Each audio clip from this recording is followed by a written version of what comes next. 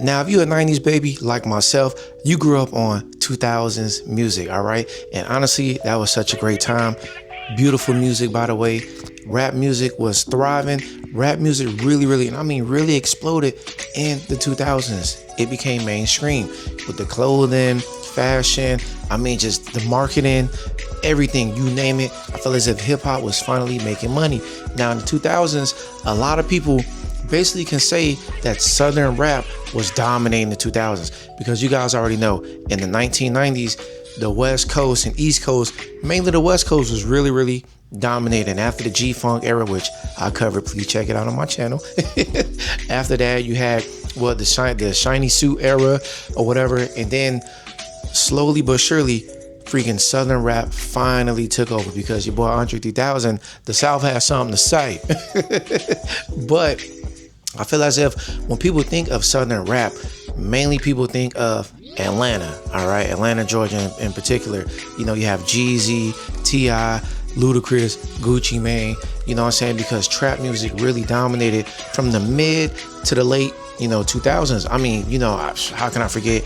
You got the crunk era, snap, then trap, then futuristic, which I covered on this channel. But, Atlanta was flourishing, okay? You can even say Texas. Texas was going crazy in the 2000s too. UGK, 8-Ball MJG, where they from? They from Memphis, right? They from Memphis, but Texas was doing their thing. But I kind of feel as if Florida, is kind of underrated when it comes to, Southern rap, let alone from the 2000s, because honestly, like Florida, in particular, South Florida was really knocking it out of the park when it comes to the 2000s. Again, they produced heavy hitters in the 2000s. I'm talking about big records, big rappers. Just you name it. Miami was putting on, all right? But I kind of feel as if, in particular, the 2000s, again, Southern rap is usually anybody from Georgia, in particular Atlanta. It's like people kind of forget about South Florida. But, we're going to shed a little bit of light. We're going to talk about how Florida was kind of underrated in the 2000s. I'm just saying. Let's get right into it. So this is Overtown. This Overtown, we call it OT. This real hood. This how it really go down. I hustle all day, every day. I'm out here and I'm real. See, Miami ain't like other cities. We got hoods every 2 blocks. So we a city with cities inside. That's why they always compare a lot of states to my city. So it's so diverse. So when the new millennium rolled in, right?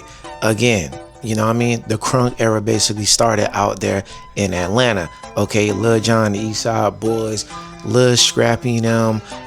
Everybody was bumping some crunk music. And again, they was dominating the airways. Out there in New Orleans, you had freaking, late 90s, early 2000s, No Limit, but Cash Money Millionaires, they was doing their thing, okay, in the 2000s, right? But I want to say in the late 90s, you had rappers like JT Money and of course Trick Daddy Dollars. Trick Daddy is the GOAT. Now, again, I want to give a lot of love to, let's say, Outkast, right?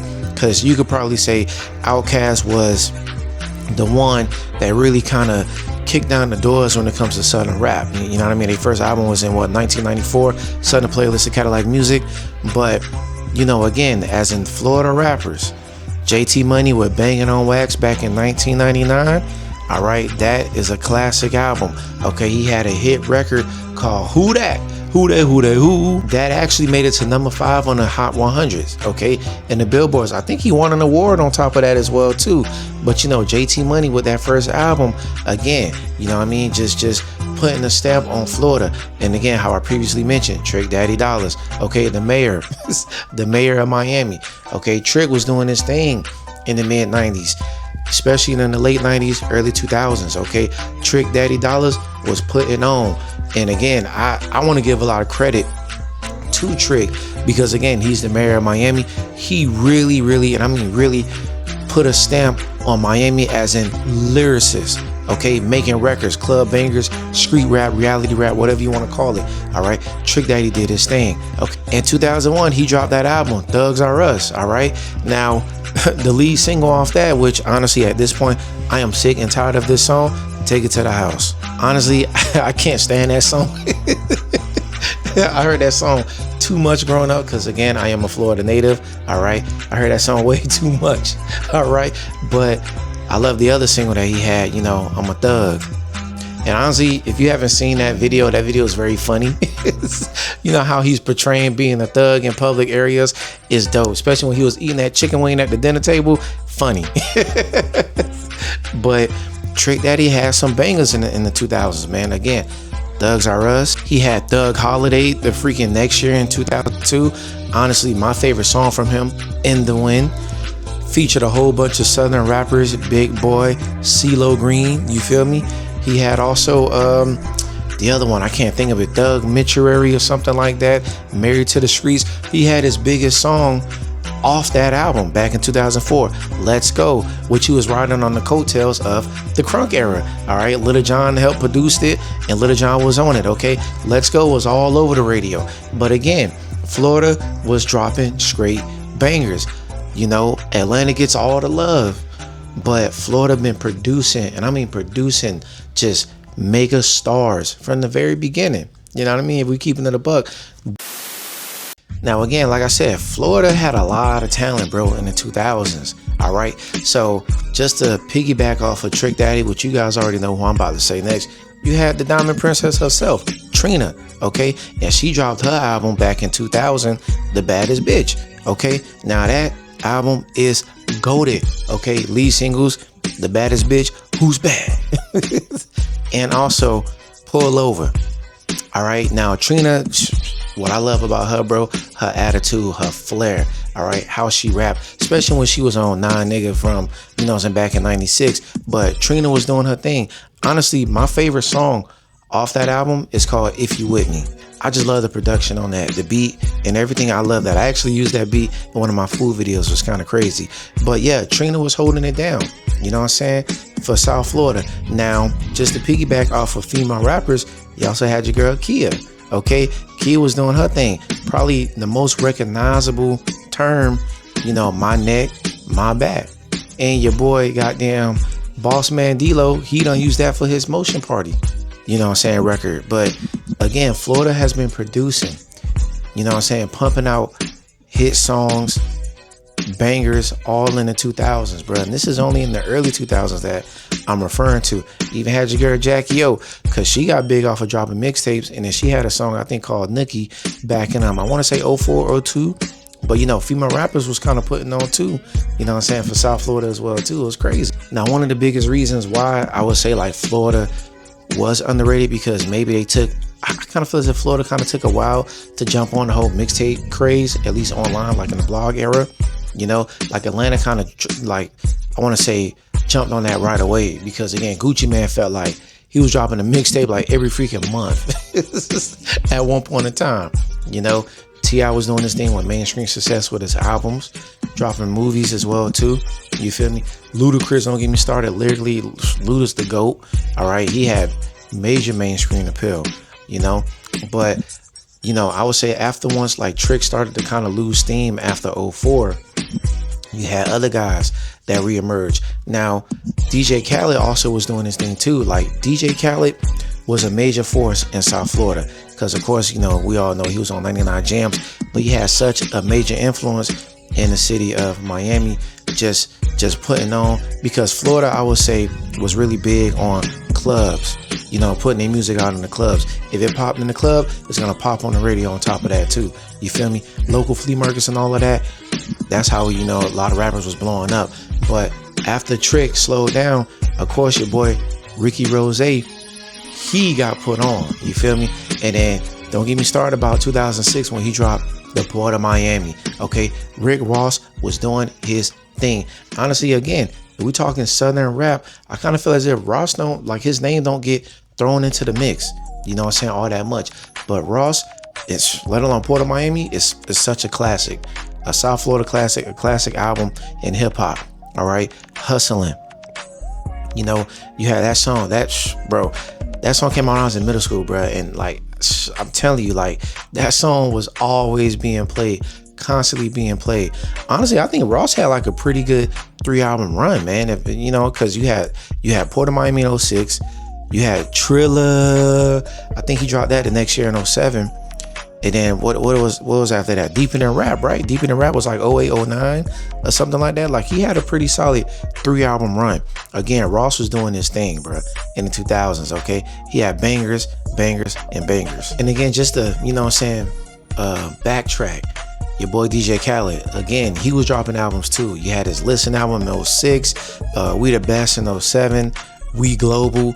And what I loved about Khaled, he always gathered up a lot of different rappers and, you know, and had them on some of his records, which, you know, of course, I'm So Hood, We Taking Over, like All I Do Is Win. So, you know, again, South Florida was doing their thing.